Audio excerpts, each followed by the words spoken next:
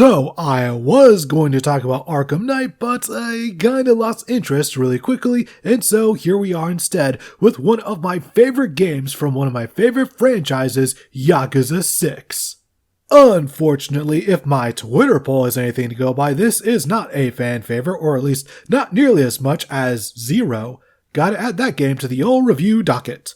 So, what is it that makes 6 my preferred game of the entire selection of fantastic Yakuza games? What positive traits could it possibly have? Well, let's take a gander and hopefully find out, shall we? To break this story of Yakuza 6 down to its bare essentials, it centers around Kazuma Kiryu, the series protagonist, and he's trying to locate his surrogate daughter, Haruka Sawamura, and wild shenanigans ensue. Such crazy going-ons include kidnapping a baby, teaming with a small-town Yakuza family, talking on a boat, fighting a cute Korean in a wrestling ring, murder, and more!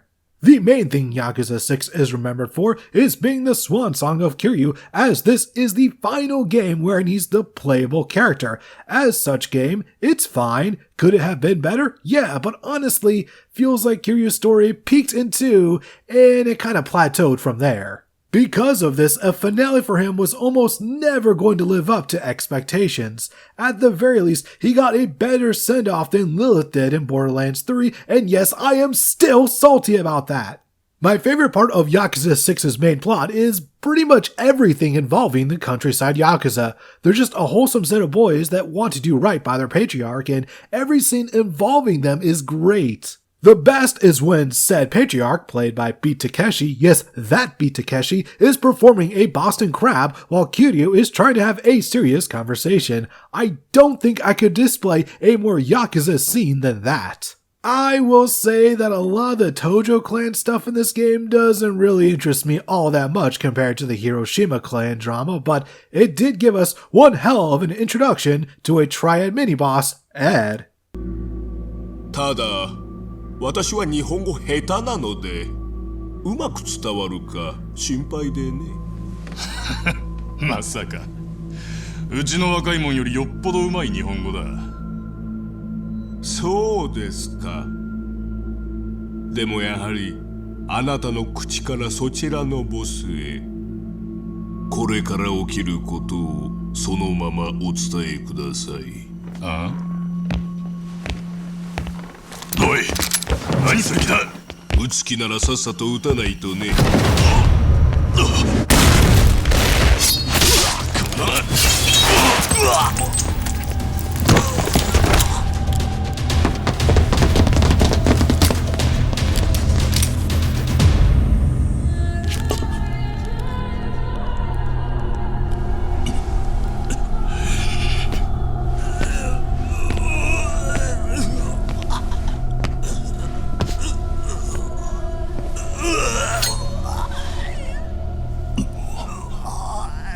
これが最妖怪ボスからの答えです。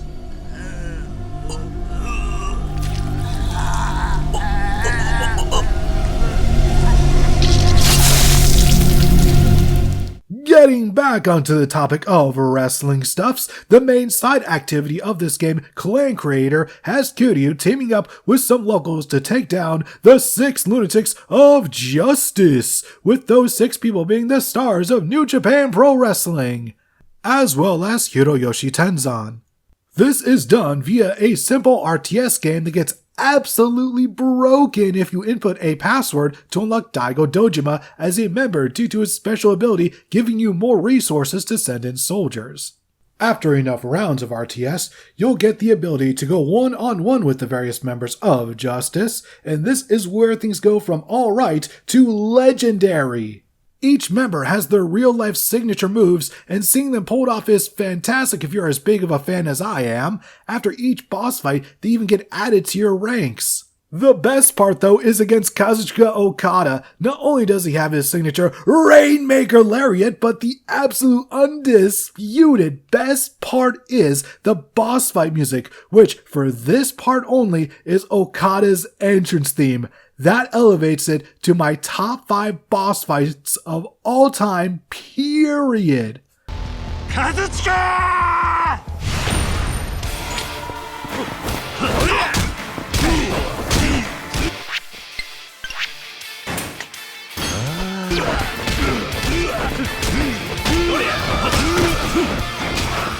I know there are people out there that didn't get much out of this side activity, but not only did I do that, however, I actually got into the series thanks to this, so you can't say that crossovers don't have any ability to bring in new people. Now, with this being a Yakuza game, we gotta talk about the Sega Arcades.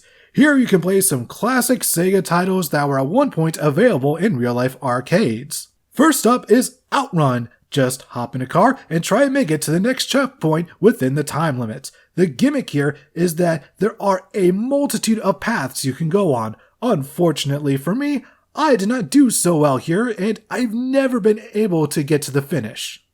Next is Super Hang-On. Basically the same as Outrun, but on a motorcycle, and it has a turbo button, and there are multiple stages. Gotta say, I am much better at this than Outrun. Can't exactly say why, but the driving in Super Hang-On just feels better in my opinion. The music is pretty rad as well, and on top of that, I love the backgrounds used in this game. Following that, we have Space Harrier, an on-rail shooter where, you guessed it, you shoot all the things. All of them. Also, try not to die, which, for me, is easier said than done. When it comes to games of this sort, I think I'll just stick with Star Fox 64, thank you very much.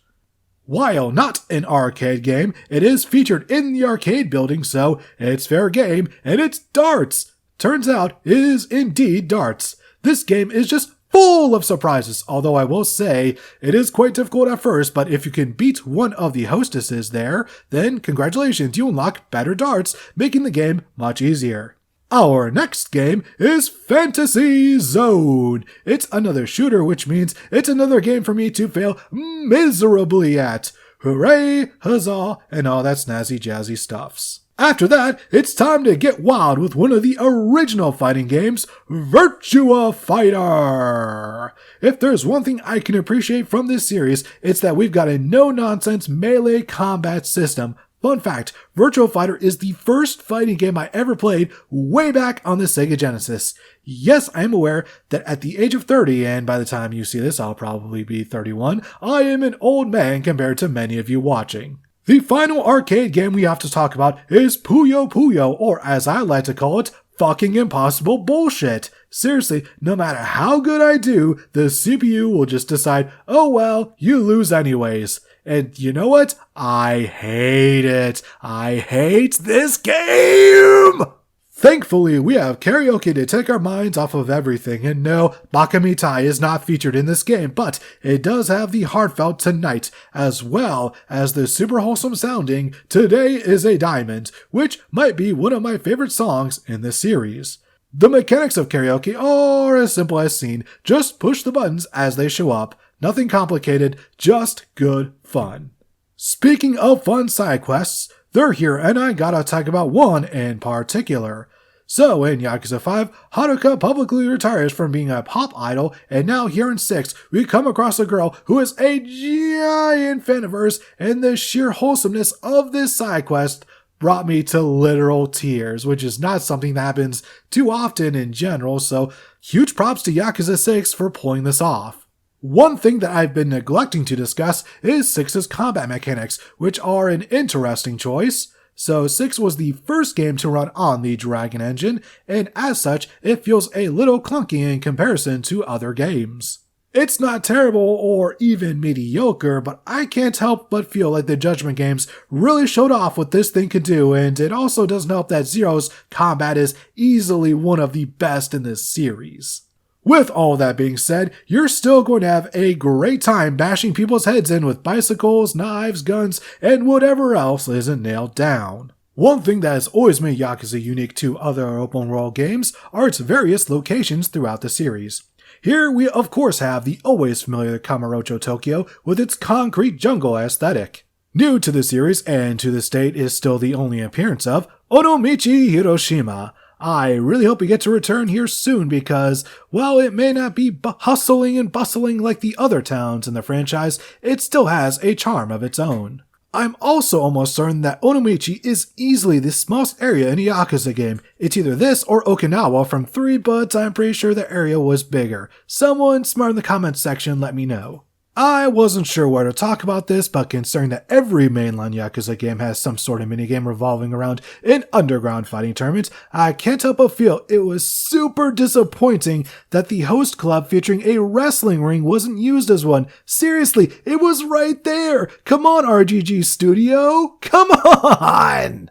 You know, I could go on and on and on for an eternity talking about Yakuza 6, but I don't want to take up too much more of your time. If you want an ultimate indicator for my enjoyment, you should know that I dreaded every Arkham Knight recording session, whereas I could not stop playing Yakuza. In fact, I'm probably going to continue playing it after I'm done editing this video.